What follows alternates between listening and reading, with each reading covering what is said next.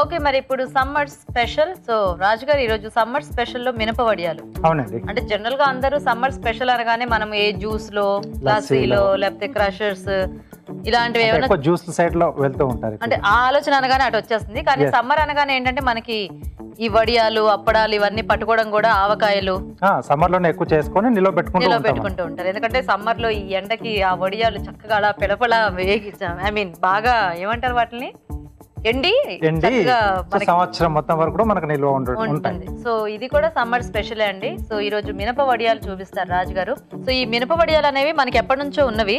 ఈ రోజు మీరు మాకు వాటి తయారీ విధానం చూపిస్తారన్నమాట. ఓకే అండి, మరి మినప వడియాలు తయారీకి కావాల్సిన పదార్థాలు ఏంటో ఒకసారి చూద్దాం. మినప వడియాలు తయారు చేయడానికి కావాల్సిన పదార్థాలు: మినపగుళ్ళు 1 కప్పు, తరిగిన పచ్చిమిరపకాయలు 2, జీలకర్ర 1 టీ స్పూన్, ఉప్పు తగినంత, నూనె, డీప్ ఫ్రై కి సరిపడా. స్టార్ట్ చేద్దామా రాజు గారు? ఓకేనండి. సో ఫస్ట్ ముందుగా ఏంటంటే మనం మినపప్పు బాగా నానబెట్టుకోవాలి. అంటే ఒక పూట ముందుగా నానబెట్టుకుంటే ఇంకా బాగుంటుందండి. అంటే స్పెషల్ ఇలా వడియాల కోసం అయితే. సో చాలా మంది ఏంటంటే పొట్టు మినపప్పు కూడా నానబెట్టుకుంటారు, వాడుతూ ఉంటారు. సో దానివల్ల ఏంటంటే కొంచెం టేస్ట్ ఇంకొంచెం డిఫరెంట్ గా వస్తుంది, బాగా వస్తుంది కూడా. సో నానబెట్టేసిన తర్వాత కడిగేప్పుడు కొంచెం ఇలా గట్టిగా ఇలా రబ్ చేస్తే ఆ పొట్టు వెళ్ళిపోతుంది. సో పొట్టు సపరేట్ చేసేసుకొని వాడుకుంటూ ఉంటారు. సో ఇక్కడ మనం పొట్టు తీసేసింది వాడుతున్నాం. ఓకే, ఇదంతా ఒక మిక్సీ జార్లోకి తీసుకుని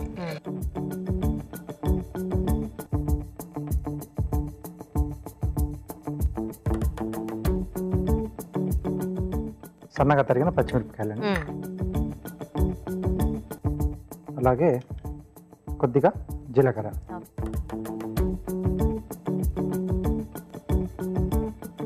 సరిపడా ఉప్పు,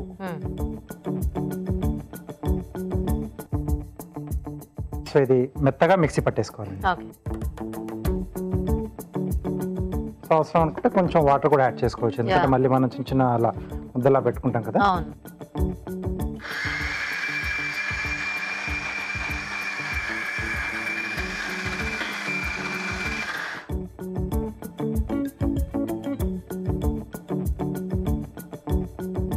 సో మనకి మరీ పలుచగా కాకుండా కొంచెం వడియాల పిండి గట్టిగానే ఉంటుంది కాబట్టి కొద్దిగా దీంట్లో రుబ్బేసుకుంటే బాగుంటుంది. చూసి మనకి ఎలా కావాలో అలా రుబ్బేసుకోవాలి.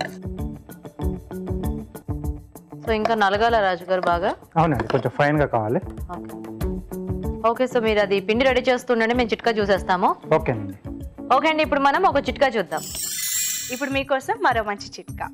స్కాల్ప్ పైన పొట్టురాలే సమస్యతో బాధపడుతున్న వారు నెలకొక్కసారైనా తలకి హెన్నా పట్టించి అరగంట తర్వాత తల స్నానం చేసేస్తూ ఉంటే స్కాల్ప్ పైన పొట్టురాలే సమస్య తగ్గిపోతుంది. ఓకే అండి, చిట్కా చూసారు కదా. సో రెడీయా రాజు గారి పిండి?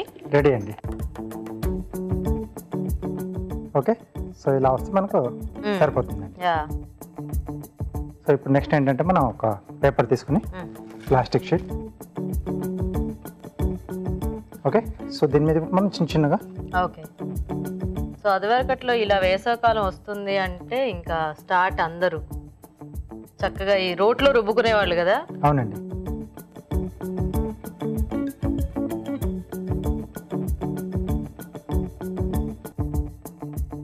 సో ఇక్కడ టైం అనేది చాలా తీసుకుంటుంది. అవును.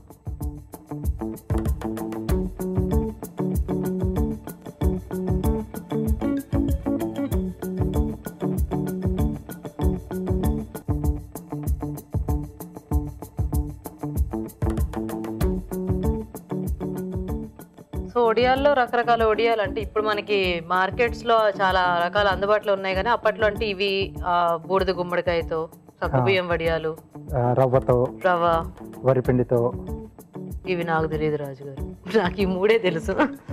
అది కామన్ ఏంటి, వరిపిండితో కొంచెం అంటే కొంచెం జంతికల గొట్టంలో వేసేసి పిండి ఉడికిచ్చేసి తెలియదు జంతికల గొట్టంలో వేసేసి అలా చేస్తారు. అవి కూడా బాగుంటాయి, చాలా మంది చేసుకుంటూ ఉంటారు. అవి నిలువ ఉంటాయి అవి కూడా. ఓకే, సో ఇలా వేసుకొని మనం ఎండకు పెట్టేసి ఎండబెట్టుకోవాలి బాగా. ఎండబెట్టేసుకోవాలి. సాయంకాలం కాగానే తీసేసి మళ్ళీ నెక్స్ట్ డే మార్నింగ్ అలా సో అది కొద్దిగా మనం ఒలిచేటప్పుడు మనకు తెలుస్తుంటుంది ఎంత పచ్చిగా ఉంది ఏంటనేది. వస్తే గనక బలవంతంగా తీస్తే మళ్ళీ అవన్నీ విరిగిపోతాయి. సో కాబట్టి ప్రాపర్ గా ఎండితే అదే మనకు వచ్చేస్తూ ఉంటుంది. తీసుకున్న తర్వాత మళ్ళీ కొద్దిగా ఒకసారి కలిపేసి మళ్ళీ ఎండబెట్టేస్తారు. అలా కొంచెం తిరిగేసి ఎండబెట్టేస్తారు. సో బేసిక్ గా వడియాలు ఇలా పెట్టేసుకుంటారండి, అంటే ప్రాసెస్ అంతా.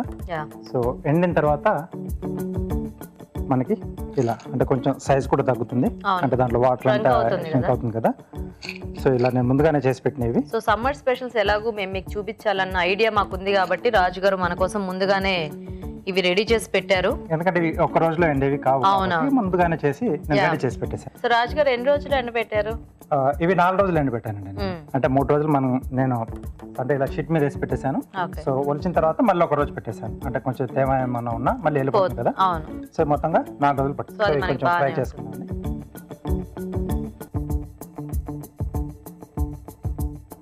ఫ్రీడమ్ రిఫైన్డ్ సన్ఫ్లవర్ ఆయిల్ అండి.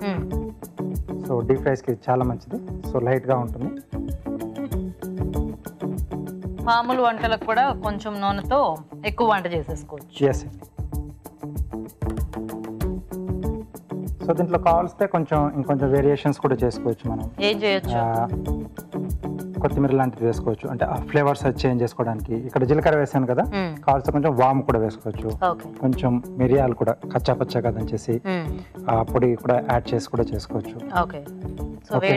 వేడైపోయిందండి.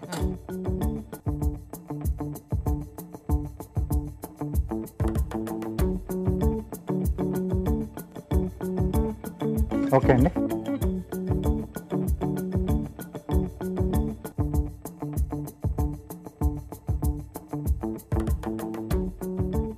సో వేగిన తర్వాత చాలా మంచి స్మెల్ వస్తుంది. అవును, ఆ మినప వడియాలు అంటే మినపప్పుకి బేసిక్ గా మనకి ఎక్కువ ఇది ఉంటుంది కదా. నైస్. సో వడియాలు రెడీ రాజు గారు. నెక్స్ట్ కార్వింగ్ చేసి చూపించేస్తారా? ప్లేట్ గార్నిష్ చేస్తాను స్ట్రాబెర్రీస్ తో. ఓకే. ఒక 2 స్ట్రాబెర్రీలు తీసుకునండి.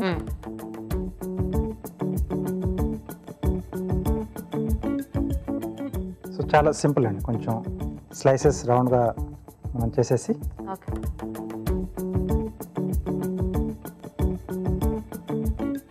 సో కార్నర్లో అరేంజ్ చేసుకోవడానికి ఈజీగా ఉంటుంది.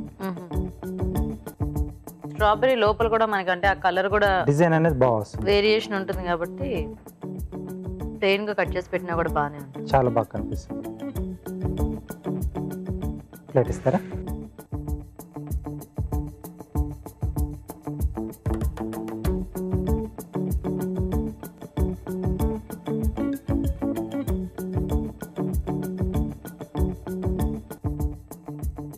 సో కావాల్స్తే దీంతో పాటుగా ఇంకేదన్నా ఫ్రూట్ కాంబినేషన్ కూడా తీసుకోవచ్చు, లేదా ఏదైనా లీవ్స్ లాగా పుదీనా గానీ అలా కూడా తీసుకొని సెట్ చేసుకోవచ్చు.